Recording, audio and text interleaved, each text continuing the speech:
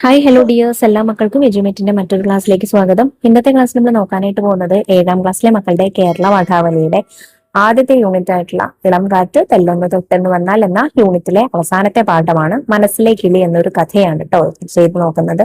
ഇതിലെ ഈ കഥയും ഇതിന്റെ തുടർ പ്രവർത്തനങ്ങളും ഒക്കെയാണ് നമ്മൾ ഇന്നത്തെ ക്ലാസ്സിൽ ചെയ്യുന്നത്. ക്ലാസ്സിലേക്ക് കിടക്കുന്നതിന് മുന്നേ ഈ ചാനൽ ആദ്യമായി കാണുന്നവരാണെങ്കിൽ ഒന്ന് സബ്സ്ക്രൈബ് ചെയ്ത് സപ്പോർട്ട് ചെയ്യാൻ മറക്കരുത്. അതുപോലെ വീഡിയോ നിങ്ങളുടെ കൂട്ടുകാരിലേക്ക് കൂടെ ഒന്ന് ഷെയർ ചെയ്ത് കൊടുക്കുകയും വേണേ. നിങ്ങൾക്ക് ആവശ്യമുള്ള 7ാം ക്ലാസ്സിലെ മുഴുവൻ വിഷയങ്ങളുടെയും ക്ലാസ്സുകൾ STD7 ഓൾ സബ്ജക്ട്സ് എന്നുള്ള പ്ലേലിസ്റ്റിൽ ലഭ്യമാണ്.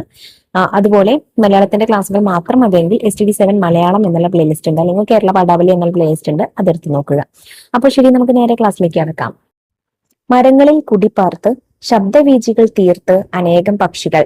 ഇത്തരം കൗതുകങ്ങൾ കുഞ്ഞുങ്ങൾ ഹൃദയത്തിൽ ചേർത്ത് വെക്കുന്നു. അത്തരം ഒരു കഥയാണ് മനസ്സിലെ കിളി. വേനൽ അവധിക്കാലം വന്നു. പിക്കിളുവിന് സ്കൂളിൽ പോകേണ്ടതില്ല. എന്നിട്ടും അതിരാവിലെ തന്നെ അവൻ ഉണർന്നു. ഉറക്കച്ചടവോടെ കണ്ണുകൾ തിരുമ്മിക്കൊണ്ട് അവൻ പൂന്തോട്ടത്തിലിറങ്ങി. അവന്റെ മനസ്സിലെ കിളി അശാന്തനായിരുന്നു. കാരണം കിളികളുടെ കലപില ശബ്ദങ്ങളാണ് എന്നും രാവിലെ അവനെ ഉണർത്തിയിരുന്നത്. പൂന്തോട്ടത്തിലെത്തിയ പിക്കിളു പക്ഷികളെ തിരഞ്ഞു. പക്ഷെ ഒന്ന് ശ്രദ്ധിച്ചു നോക്കിയപ്പോൾ കുരുവി, വായാടിക്കിളി, ബുൾബുൾ, തത്ത തുടങ്ങിയ പലതരം പക്ഷികളെ അവൻ കണ്ടു. ഓരോരുത്തരായി അവനെ സന്തോഷപൂർവ്വം എതിരേറ്റു. 1, 2, 3 ഇങ്ങനെ ഓരോന്നിനെയായി പിക്കിളു എണ്ണി തുടങ്ങി. അവനെ കണ്ടും ആസ്വദിച്ചും എണ്ണിയും അവൻ ഗേറ്റിന് വെളിയിലെത്തി. പെട്ടെന്ന് മഞ്ഞ ചുണ്ടുള്ള 2 മൈനകൾ അവന്റെ തലയ്ക്ക് മുകളിലൂടെ പറന്നുപോയി. പിക്കിളുവിന് സന്തോഷമായി. അവൻ ആനന്ദത്തോടെ കൈകൊട്ടി. സന്തോഷം തിരിച്ചു കാട്ടും പോലെ പൂക്കൾ തലയാട്ടി ആഹ്ലാദം കൊണ്ടു. തേനീച്ചകൾ മുരളുന്നത് അവൻ കേട്ടു. സൂര്യൻ മുന്നോട്ടു പോയി. പകൽ രാത്രിയായി. അടുത്ത ദിവസം രാവിലെ എല്ലാവരും നല്ല ഉറക്കത്തിലായിരുന്നു. അപ്പോൾ അതാ ഒരു മൈന കൂട്ടിനകത്ത് കിടന്ന് പിടയ്ക്കുന്നു. ആ മൈനയുടെ ഒരു കാൽ ചങ്ങല കൊണ്ട് കെട്ടിയിരിക്കുന്നു. ആരാണ് അതിനെ ചങ്ങലക്കിട്ടതെന്ന് പിക്കിളു അത്ഭുതപ്പെട്ടു. വേഗം തന്നെ അമ്മയോട് അത് ചോദിക്കാൻ അവൻ ഓടി. എന്റെ ചേട്ടനായ ടോട്ടനാണ് അടുത്തുള്ള കാട്ടിൽ നിന്ന് ആ മൈനയെ പിടിച്ചു കൊണ്ടുവന്ന് അതിന്റെ കാലുകൾ കെട്ടി കൂട്ടിലടച്ചത്. ആ മൈന വളരെ സങ്കടത്തിലാണെന്ന് ഒന്നും തിന്നുന്നില്ലെന്നും പിക്കിളു ശ്രദ്ധിച്ചു. മാത്രമല്ല അതിടയ്ക്കിടെ ദയനീയമായി കരഞ്ഞുകൊണ്ടേയിരുന്നു. ആ പക്ഷിയെ ഓർത്ത് പിക്കിളുവിന് സങ്കടമായി. മൈനയുടെ കരച്ചിൽ കേട്ട് മറ്റു പക്ഷികളൊന്നും പൂന്തോട്ടത്തിൽ വന്നില്ല. എന്തു വേണമെന്നറിയാതെ അവൻ അമ്പരന്നു. പെട്ടെന്ന് അവനൊരാശയം തോന്നി. ഒരു കസേര കൊണ്ടുവന്ന് അതിനു മുകളിൽ കയറി നിന്ന് പക്ഷിക്കൂട് തുറന്നു. കൂട് തുറന്നയുടനെ മൈന സന്തോഷത്തിൽ അവനെ നോക്കി. പിക്കിളു മൈനയുടെ കാലിലെ കെട്ടഴിച്ച് അതിനെ കയ്യിലെടുത്തു. മൃദുവായി തലോടി. അതിനുശേഷം അവൻ അമ്മയെ വിളിച്ചു. കുറച്ച് തൈലവുമായി വന്ന അമ്മ പക്ഷിയുടെ മുറിവേറ്റ കാലിൽ കുഴമ്പു പുരട്ടി. മൈനയ്ക്ക് ആശ്വാസം തോന്നി. അത് പിക്കിളുവിനെ നോക്കി പുഞ്ചിരിച്ചു. അവൻ സ്നേഹപൂർവ്വം അതിനെ ലാളിച്ചു. ആ മൈനപ്പെണ്ണ് മനോഹരമായ പാട്ടുപാടി. ആ പാട്ട് കേട്ട് ഉദ്യാനത്തിൽ മറ്റു പക്ഷികൾ പറന്നു വന്ന് കളിക്കാനും തുടങ്ങി. പലയിനം പക്ഷികൾ അവിടെ വന്ന് നിറഞ്ഞു. പൂന്തോട്ടത്തിലേക്ക് പോയ മൈന ഒരു മരക്കൊമ്പിൽ കയറി. ഒരു കൊമ്പിൽ നിന്ന് മറ്റൊരു കൊമ്പിലേക്ക് ചാടി. ഒടുവിൽ മൈന പറന്നുപോയി. നീലാകാശത്തിന്റെ വിശാലതയിലേക്ക് പറന്നു പോയി. കിഴക്കേ ആകാശത്തിൽ സൂര്യൻ ചുവന്നു തിളങ്ങി. പൂന്തോട്ടത്തിലെ സുന്ദര പുഷ്പങ്ങൾ പ്രഭാതകിരണങ്ങളാൽ അനുഗ്രഹിക്കപ്പെട്ടു. തുമ്പികൾ ചിറകുവിടർത്തി നൃത്തം ചെയ്തു. തേനീച്ചകളും പൂമ്പാറ്റകളും വർണ്ണപുഷ്പങ്ങൾക്ക് ചുറ്റും ആഹ്ലാദത്താൽ ഇളകി മറഞ്ഞു. എല്ലാവരും സന്തുഷ്ടരായി കണ്ടു. എന്നാൽ പിക്കിളു ദുഃഖിതനായിരുന്നു. മൈന അതിന്റെ അമ്മയെ കണ്ടെത്തുമോ? അതിന് വീട്ടിലേക്കുള്ള വഴി അറിയുമോ? അടുത്ത ദിവസം അതിരാവിലെ ആരോ തന്റെ പേര് വിളിക്കുന്നതായി പിക്കിളു കേട്ടു. അവൻ പുറത്തേക്കോടി. താൻ കൂട്ടിൽ നിന്ന് സ്വതന്ത്രയാക്കിയ മൈന അവളുടെ അമ്മയുമായി പൂമരക്കൊമ്പിലിരിക്കുന്നു. പിക്കിളു അച്ഛനെയും അമ്മയെയും ചേട്ടനെയും വിളിച്ചു. സന്തോഷത്തോടെ ആർത്തു വിളിച്ചു. Hi hi ഹൂയ്. ആഹ്ലാദത്തിമിർപ്പിൽ അവൻ ആറാടി. തന്റെ മനസ്സിലെ പക്ഷി പറന്നു ചെന്ന് പ്രകൃതിയിലെ പക്ഷിയെ കണ്ടുമുട്ടിയ സന്തോഷാനുഭവം പിക്കിളുവിനുണ്ടായി. ഈ കഥ എഴുതിയത് ബിമലേന്ദ്ര ചക്രവർത്തിയാണ്. ഇനി നമുക്ക് ഇതിലെ ചോദ്യങ്ങൾ നോക്കാം. വായിക്കാം, പറയാം. ചോദ്യം 1. പൂന്തോട്ടത്തിൽ പിക്കിളുവിനെ എതിരേറ്റത് ആരെല്ലാം? കുരുവി, വായാടിക്കിളി, ബുൾബുൾ, തത്ത തുടങ്ങി പലതരം പക്ഷികളാണ് പിക്കിളുവിനെ എതിരേറ്റത്. ചോദ്യം 2. അടുത്ത ദിവസം അതിരാവിലെ പിക്കിളു കണ്ട കാഴ്ച എന്തായിരുന്നു? ഒരു മൈന കൂട്ടിനകത്ത് കിടന്ന് പിടയ്ക്കുന്നതാണ് അടുത്ത ദിവസം അതിരാവിലെ പിക്കിളു കണ്ടത്. ആ മൈനയുടെ ഒരു കാൽ ചങ്ങല കൊണ്ട് കെട്ടിയിരുന്നു. ചോദ്യം 3. കൂട്ടിൽ കിടന്ന മൈനയെ പിക്കിളു എന്താണ് ചെയ്തത്? പിക്കിളു മൈനയുടെ കാലിലെ കെട്ടഴിച്ച് അതിനെ കയ്യിലെടുത്തു മൃദുവായി തലോടി. അതിനുശേഷം അവൻ അമ്മയെ വിളിച്ചു. അമ്മ പക്ഷിയുടെ മുറിവേറ്റ കാലിൽ കുറച്ച് തൈലം പുരട്ടി. ചോദ്യം 4. എന്നാൽ പിക്കിളു ദുഃഖിതനായിരുന്നു. കാരണം എന്ത്? താൻ കൂട് തുറന്ന് പറത്തിവിട്ട മൈന അതിന്റെ അമ്മയെ കണ്ടെത്തുമോ? അതിന് വീട്ടിലേക്കുള്ള വഴി അറിയുമോ എന്നെല്ലാം ഓർത്താണ് പിക്കിളു ദുഃഖിതനായത്. ചോദ്യം 5. പിക്കിളുവിന്റെ സന്തോഷാനുഭവം എന്തായിരുന്നു? പിക്ലു കൂട്ടിൽ നിന്നും സ്വതന്ത്രയാക്കിയ മൈന അവളുടെ അമ്മയുമായി പൂമരക്കൊമ്പിലിരിക്കുന്നു.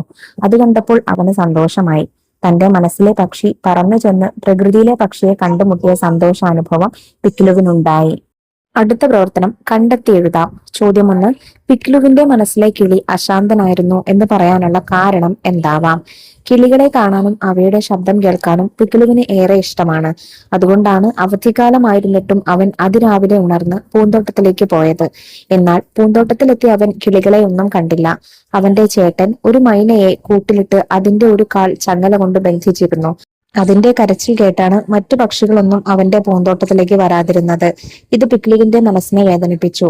പിക്ലുവിന്റെ മനസ്സിലെ കിളി അശാന്തനായിരുന്നു എന്ന് പറഞ്ഞതിന് കാരണം ഇതാണ്. ചോദ്യം 2. പിക്ലുവിന്റെ ചേട്ടൻ മൈനയെ പിടിച്ചു കൂട്ടിലാക്കി. പിക്ലു ചേട്ടനോട് ചോദിക്കുക പോലും ചെയ്യാതെ അതിന്റെ കെട്ടഴിച്ച് പറത്തിവിട്ടു. അവൻ അങ്ങനെ ചെയ്തത് എന്തുകൊണ്ടാകാം? ആ മൈന വളരെ സങ്കടത്തിലാണെന്നും ഒന്നും തിന്നുന്നില്ലെന്നും പിക്ലു ശ്രദ്ധിച്ചു. അത് ഇടയ്ക്കിടെ ദയനീയമായി കരഞ്ഞുകൊണ്ടിരുന്നു. മൈനയുടെ കരച്ചിൽ കേട്ട് മറ്റു കിളികളൊന്നും പൂന്തോട്ടത്തിൽ വന്നില്ല. അതോടെ അവന് സങ്കടമായി.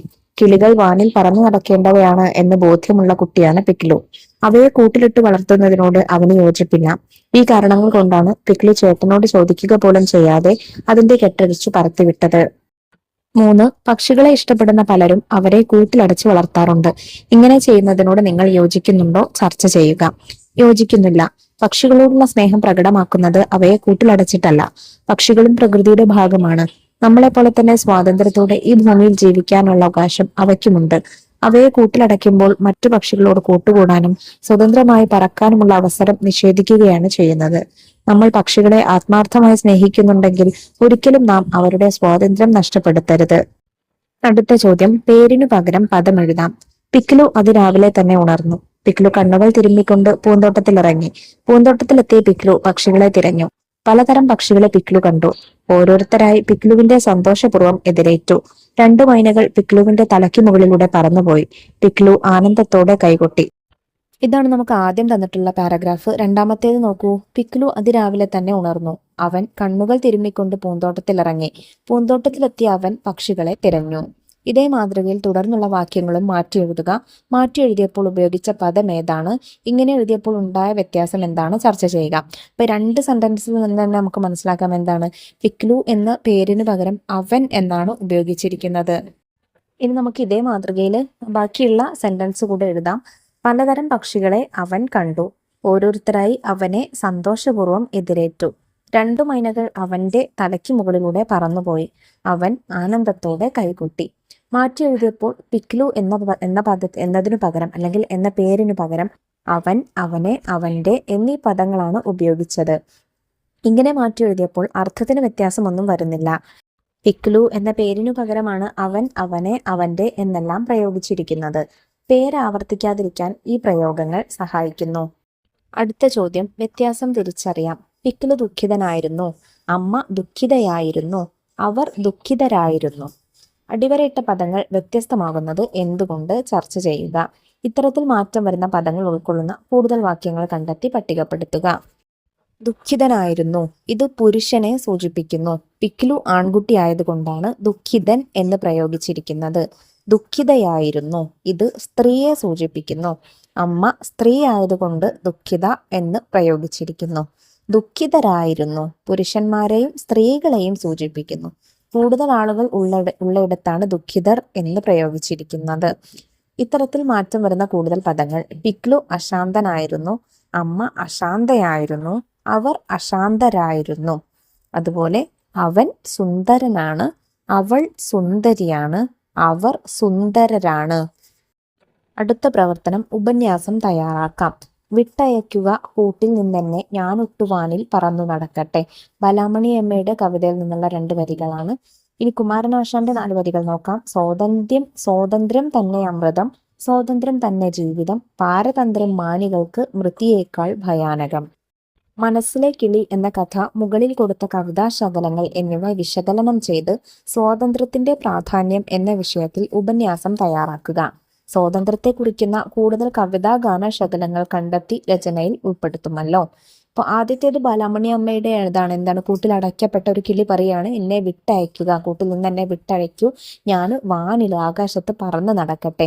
അതുപോലെ കുമാരനാശൻ എന്താ പറഞ്ഞിരിക്കുന്നത്, സ്വാതന്ത്ര്യമാണ് അമൃതം, ഏറ്റവും നല്ലത്, ഏറ്റവും മധുരമുള്ളത് എന്താണ്, സ്വാതന്ത്ര്യമാണ്. അതുപോലെ സ്വാതന്ത്ര്യമാണ് ജീവിതം. പിന്നെയോ പാരതന്ത്ര്യം എന്ന് പറയുന്നത് മനുഷ്യർക്ക് എന്താണ്, മൃതിയേക്കാൾ ഭയാനകമാണ്. അതായത് മരണത്തേക്കാൾ ഭയാനകമാണ് എന്ത്, സ്വാതന്ത്ര്യമില്ലായ്മ എന്ന് പറയുന്നത്. സ്വാതന്ത്ര്യം പോലെ മഹത്തരമായത് മറ്റൊന്നും തന്നെയില്ല. ഭൂമിയിൽ ജനിക്കുന്ന ഏതൊരു ജീവിയുടെയും ജന്മാവകാശമാണ് സ്വാതന്ത്ര്യം എന്നത്. അത് നിഷേധിക്കാനുള്ള അവകാശം ആർക്കും തന്നെയില്ല.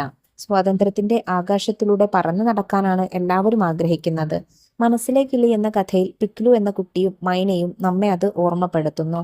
കൂട്ടിൽ നിന്നെന്നെ വിട്ടയക്കുക, ഞാൻ ആകാശത്ത് പറന്നു നടക്കട്ടെ എന്നാണ് ബാലാമണി അമ്മയുടെ കവിതയിലെ കിളി പറയുന്നത്.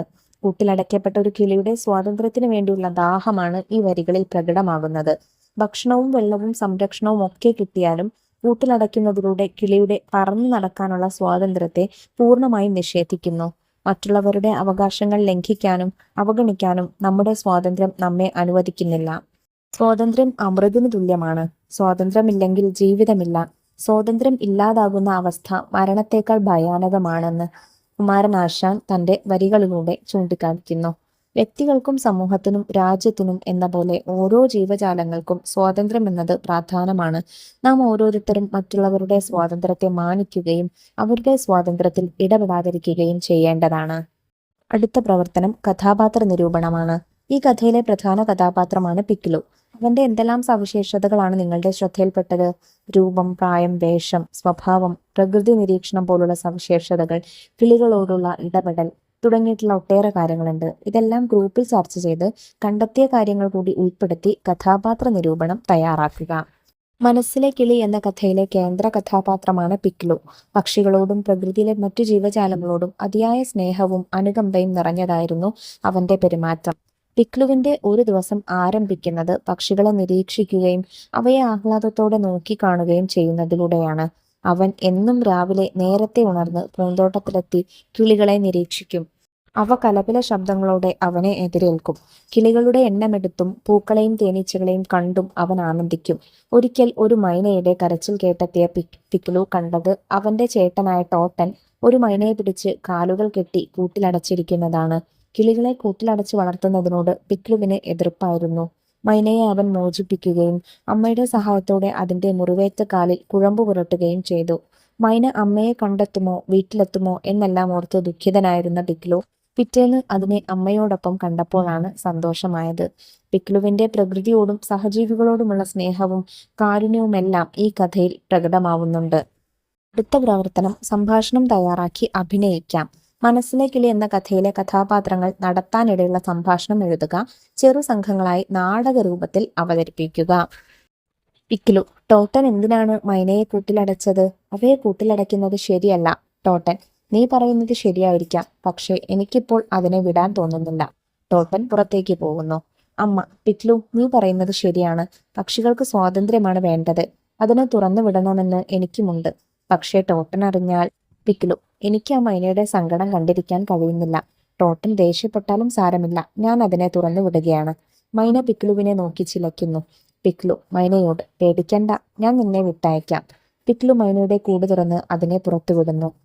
പിക്ലു: നീ ഇനി സ്വതന്ത്രയാണ്. വേഗം നിന്റെ അമ്മയെ കണ്ടുപിടിക്കാൻ പോകൂ. മൈന സന്തോഷത്തോടെ പറന്നു പോകുന്നു. പിക്ലു സന്തോഷത്തോടെ കൈകൊട്ടുന്നു. പിക്ലു ദുഃഖത്തോടെ: അമ്മേ, മൈന അതിന്റെ അമ്മയെ കണ്ടെത്തുമോ? അമ്മ: തീർച്ചയായും കണ്ടെത്തും. പക്ഷികൾക്ക് അവരുടെ വീട്ടിലേക്കുള്ള വഴി കണ്ടെത്താനുള്ള കഴിവുണ്ട്. പിക്ലു: കണ്ടെത്തിയാൽ മതിയായിരുന്നു, പാവം. മൈന അടുത്ത ദിവസം മുറ്റത്ത് അതിന്റെ അമ്മയോടൊപ്പം വരുന്നു. പിക്ലു: നോക്കൂ അമ്മേ, മൈന അതിന്റെ അമ്മയോടൊപ്പം വന്നിരിക്കുന്നു. അമ്മ: ഞാൻ പറഞ്ഞില്ലേ, പക്ഷികൾക്ക് അവരുടെ വീട്ടിലേക്കുള്ള വഴി കണ്ടെത്താനുള്ള കഴിവുണ്ട്. പിക്ലു: എനിക്ക് സന്തോഷമായി. പിക്ലു മൈനയ്ക്കും അമ്മയ്ക്കും ഭക്ഷണം കൊടുക്കുന്നു. മൈനയും അമ്മയും സന്തോഷത്തോടെ ഭക്ഷണം കഴിക്കുന്നു. മക്കൾ ഇതുപോലെ നാടകമായിട്ട് ക്ലാസ്സിൽ അവതരിപ്പിച്ചു നോക്കുക. അടുത്ത ചോദ്യം: ഔചിത്യം കണ്ടെത്താം. ഇളം കാറ്റ് തെല്ലൊന്ന് തൊട്ടെന്ന് വന്നാൽ എന്ന ശീർഷകം ഈ യൂണിറ്റിന് എത്രമാത്രം യോജിക്കുന്നു? ഈ യൂണിറ്റിലെ പാഠഭാഗങ്ങളിലെ ആശയങ്ങളുമായി ബന്ധപ്പെടുത്തി ശീർഷകത്തിന്റെ ഔചിത്യം പരിശോധിച്ച് കുറിപ്പ് തയ്യാറാക്കുക. മനോഹരമായ പ്രകൃതിയുടെ സാന്നിധ്യം കൊണ്ട് സമ്പന്നമാണ് കേരളം. പ്രകൃതിയോട് ഇണങ്ങിക്കൊണ്ട് പ്രകൃതിയെ കാണാനും ആസ്വദിക്കാനും കഴിവുള്ളവരാണ് നമ്മൾ. പ്രകൃതിയുടെ ശാന്തതയും സൗന്ദര്യവും മനുഷ്യ മനസ്സിൽ ഉണ്ടാവേണ്ട നന്മകളെയും വരച്ചു കാണിക്കുന്ന കൃതികളാണ് ഇളം കാറ്റ് തെല്ലൊന്ന് തൊട്ടെന്ന് വന്നാൽ എന്ന യൂണിറ്റിലുള്ളത്.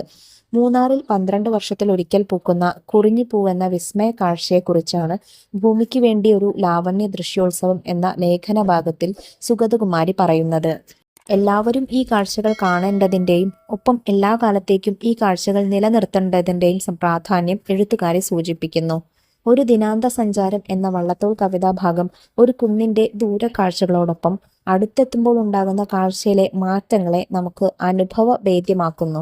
പ്രകൃതിയിലെ ജീവജാലങ്ങളോട് സ്നേഹത്തോടെ പെരുമാറാനും കൂട്ടിലടയ്ക്കാതെ അവയുടെ സ്വാതന്ത്ര്യത്തെ മാനിക്കാനും പ്രേരിപ്പിക്കുന്ന ഒരു കഥയാണ് മനസ്സിലെ കിളി. പിക്ലു എന്ന കുട്ടിയിലൂടെയും ഒരു മൈനയിലൂടെയും സ്വാതന്ത്ര്യത്തിന്റെ പ്രാധാന്യം വ്യക്തമാക്കുന്ന ഒരു കഥയാണിത്. പ്രകൃതിക്കും മനുഷ്യനും ഒരുപോലെ കുളിര് പകരുന്ന ഇളം കാറ്റ് പോലെ പ്രകൃതിയുടെ സൗന്ദര്യവും സംരക്ഷണവും സ്വാതന്ത്ര്യം എന്ന അവകാശവും പകർന്നു നൽകുന്ന ഈ യൂണിറ്റിന് ഇളം കാറ്റ് തെല്ലൊന്നു തൊട്ടെന്ന് വന്നാൽ എന്ന ശീർഷകം ഏറെ ഉചിതമാണ്. അടുത്ത പ്രവർത്തനം കാഴ്ചാനുഭവം എഴുതാം. നമുക്ക് MT വാസുദേവൻ നായരുടെ മഞ്ഞ് എന്ന കഥയിൽ നിന്ന് ലേഖനത്തിൽ നിന്ന് ചെറിയ ഭാഗം തന്നിട്ടുണ്ട്, വായിച്ചു നോക്കാം. ആകാശം നിറച്ച് വിളറി കിടക്കുകയാണ്. നേർത്ത മഞ്ഞിൻ പടലങ്ങൾ അകലത്തെ പൈൻമരക്കാടുകൾക്കിടയിൽ ഊളിയിട്ട് കളിക്കുന്നു. മരക്കൂട്ടങ്ങളും ആപ്പിൾ തോട്ടങ്ങളും കടന്നാൽ കാണുന്ന കുന്നുകൾ വെട്ടിത്തെളിച്ച് നഗ്നമാക്കിയിരിക്കുന്നു. ഡിസംബർ മാസത്തിൽ ഉച്ചനേരത്ത് നിത്യവും ഈ ജാലകം തുറന്നിട്ട് കുറച്ചിട നോക്കി നിൽക്കാറുണ്ട്. നോക്കെത്തുന്നിടം മുഴുവൻ കൂഴമഞ്ഞ് മൂടിക്കിടക്കുന്നത് കാണും. ദിവസങ്ങൾ പച്ചയുടെയും വെളുപ്പിന്റെയും ലോകത്തിൽ നിത്യവും മാറ്റങ്ങൾ വരുത്തുന്നു. അവസാനം അങ്ങിങ്ങായി വെണ്മയുടെ വീണ് കിടക്കുന്ന മേഘകീറുകൾ, ഉരുകിത്തീരാത്ത ശിശിരത്തിന്റെ ഓർമ്മക്കുറിപ്പുകൾ ബാക്കി നിൽക്കുന്നു. മലനിരകൾ മാസങ്ങൾക്കു ശേഷം ഇളം ചൂടേൽക്കുന്ന ചൈത്രത്തിന്റെ മധ്യാഹ്നങ്ങൾ വെയിൽ തെളിയുമ്പോൾ കുന്നിൻ ചെരുവുകളിൽ മഞ്ഞുരുകിയ വെള്ളിയൊഴുക്കുകൾ കാണാനാവുന്നു. ഇന്നലെയുടെ കണ്ണീർ ചോലകൾ. അവൾ നോക്കി നിൽക്കെ നരച്ച ആകാശം തെളിഞ്ഞു. പതുക്കെ പതുക്കെ മലയോരത്തിൽ ഇളവെയിൽ പരന്നു. താഴ്വരയിലെ നടപ്പാതയുടെ വളവിലെ കൂറ്റൻ ബർഷുമരത്തിന്റെ നനവുള്ള ഇലച്ചാർത്തുകൾ തിളങ്ങുന്നു. മഞ്ഞും മേഘവും കലർന്നു നിന്ന് വിദൂരതയിൽ കൊടിമുടികളുടെ നരച്ച ശിരസുകൾ തെളിയുന്നു.